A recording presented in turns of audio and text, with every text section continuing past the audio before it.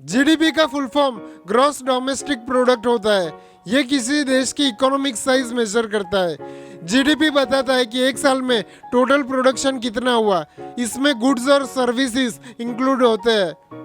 सिर्फ वही production count होता है जो देश की बाउंड्री के अंदर हुआ हो, चाहे कंपनी इंडियन हो या फॉरेन। अगर प्रोडक्शन इंडिया में हुआ है तो जीडीपी में काउंट होगा। जीडीपी यूजुअली एक साल या एक क्वार्टर के लिए कैलकुलेट किया जाता है। ये इकोनॉमी की हेल्थ का इम्पोर्टेंट इंडिकेटर है। जीडीपी बढ़ रहा है तो इकोनॉमी ग्रो कर रही होती है। जीडीपी गिर रहा है तो इकोनॉमी में स्लो डाउन या रिसेशन में हो सकती है। जीडीपी 3 तरीके से कैलकुलेट होता है: प्रोडक्शन मेथड, इनकम मेथड और एक्सपेंडिचर मेथड। एक्सपेंडिचर मेथड में formula GDP is equals to C plus I plus G X minus M. C का मतलब कंजम्पशन, लोगों का खर्चा।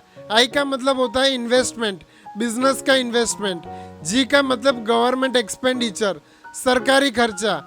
X minus M is equals to exports minus import is equals to net exports. Nominal GDP current prices पर calculate होता है। Real GDP inflation को adjust करके कैलकुलेट होता है। पर कैपिटा जीडीपी का मतलब जीडीपी को टोटल पॉपुलेशन से डिवाइड करना।